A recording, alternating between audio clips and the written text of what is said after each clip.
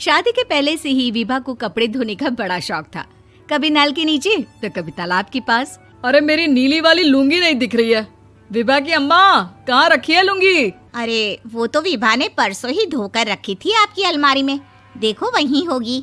वो ना मैंने आज धो दी, मुझे लगा कि गंदी हो गई होगी। अरे कैसे गंदी हो गई थी, उसे तो मैंने पहना भी नहीं। हे भगवान, इस लड़की के कपड़े धोने की आदत से परेशान हो गया हूँ मैं। जितना तो घर में राशन नहीं आता, उससे कहीं ज्यादा डिटर्जेंट पाउडर का खर्चा है। इसकी शादी करवा दो, शादी जाए अपने घर में ही करे काम, फिर चाहे घर के कपड़े धोने हो या पूरे गांव के। हाँ ठीक बोल रही हूँ, देखता हूँ मैं कोई लड़का। वो दिन भी आ जाता है जब विभा को देखने लड़के वाले आ जाते हैं। लड़की मुझे अच्छी लगी। होने वाली सास कहती है, बेटी अगर कुछ पूछना है तो पूछ लो। वैसे तो हमारी लड़की बहुत ही शर्मीली है, जो बोल दो वो मान लेती है, इसे क्या पूछना होगा। अरे कैसी बात कर रही हो माँ, मुझे इन लोगों के घर रहना है, सवाल तो कई है। हाँ हाँ बेटा, पूछ लो ना, क्या पूछना है। आप लोगों के घर कपड़े कौन धोता है? सास का मुंह बन जाता है। देखो, अगर तुम ये कहना चाहती हो कि तुम्हें कपड़े धोने नहीं आते तो सुन लो, कपड़े मैं ही धोती हूँ, लेकिन तुम्हारे आ जाने के बाद मैं रुमाल तक नहीं धोऊंगी। अरे चुप रहना भाग्यवान, बहू बेचारी घर आई नहीं, उसे डराना शुरू कर दिया। वो क्या है ना बिटिया, अभी तक तो ये कल्लू की माँ ही धोती थी, लेकिन अब तुम्हारे पापा तो दहेज में वॉशिंग मशीन देंगे ही। तभी विभा की माँ बोल पड़ती है, सवाल भी पूछा तो क्या। वैसे भाई साहब, मशीन की तो फिर भी कपड़े धोने की कैपेसिटी होती है। मतलब जो बिटिया दे रहे हैं ना विभा, इसे कपड़े धोने का बहुत शौक है। ये आप लोगों के क्या, आस पड़ोस गांव मोहल्ले सबके कपड़े धो दे और उफ तक ना करे।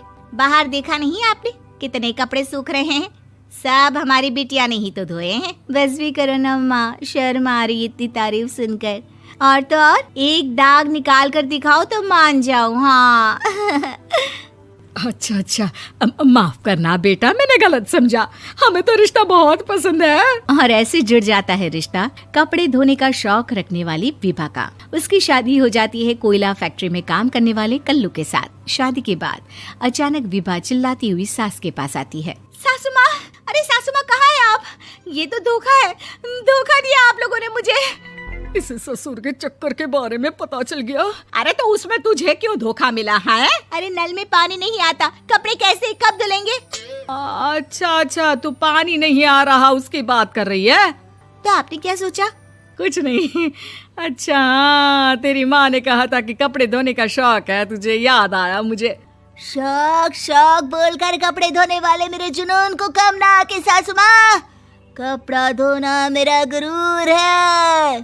तभी पति भी वहाँ आ जाता है। अभी मैंने इसे सनी देओल की फिल्म दिखाई है, उसी के डायलॉग मार रही है माँ। अच्छा सुन, साफ साफ बता रही हूँ, पानी सुबह 4 से 6 और शाम को 10 से 12 आता है, समझी? विभा टाइमिंग सुनकर हैरान हो जाती है। ये क्या भूतों का मोहल्ला है?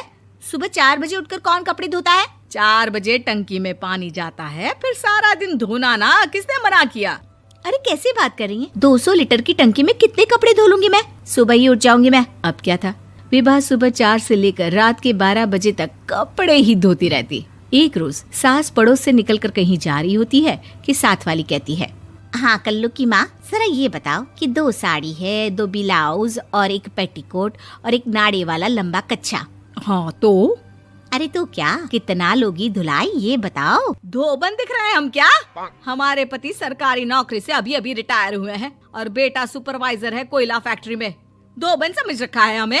हाय रे कल्लू की अम्मा, माफ कर दो, वो तो मोहल्ले में यही सब बता रहे थे कि तुमने बहू को कपड़ा धुलवाने के काम में लगा दिया है। सास को पड़ोसन की बात सुनकर गुस्सा आ जाता है। वो घर पहुंचती है जहां घर के बाहर ही इतने सारे कपड़े सूख रहे होते हैं जितने कि किसी धोबन के घर पर। अरे ओ कल्लू की दुल्हन, बाहर निकल। माँ जी यहीं आ जाओ, बाथरूम में चादर धो रहे हैं हम। अरे अभी हम धोते हैं, तुमको बाहर निकलो। ये आस पड़ोस वाले बोल रहे हैं कि हम बहू से कपड़े धुलवा कर उसे कपड़ा धोने वाली बना दिए हैं। अरे छोड़ो ना माँ जी, किन लोगों की बातों में आती हो? आस पास के लोगों का तो काम ही होता है कि वो किसी तरह सास बहू को लड़ा दे। बहू सारे घर के कपड़े धोती है, ये क्या कम है? बोलिए। सास को भी लग जाता है कि वो बहू का ये सनकीपन नहीं छुड़वा सकती, इससे अच्छा है कि खुद ही चुप हो जाए।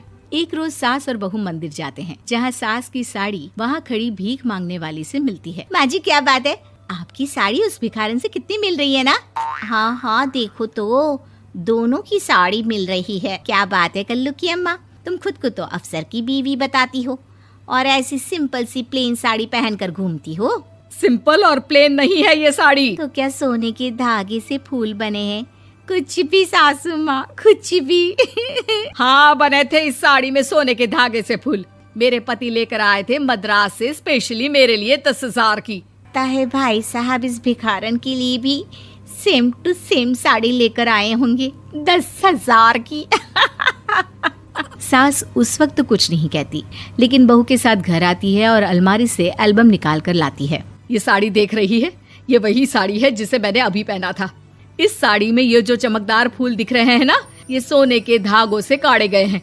लेकिन तू लोकल वॉशिंग मशीन ब्रश से घिस घिस कर सारे फूलों को निकाल कर साड़ी प्लेन कर दी। मुझे माफ कर दीजिए सासू माँ। और तो और, जब मैंने तुझे तेरी गलती के लिए कुछ नहीं कहा, लेकिन तूने तो सबके सामने मेरा मजाक ही बना दिया। क्यों? बहू को समझ में आ जाता है कि अब से उसका कपड़े धोना बंद।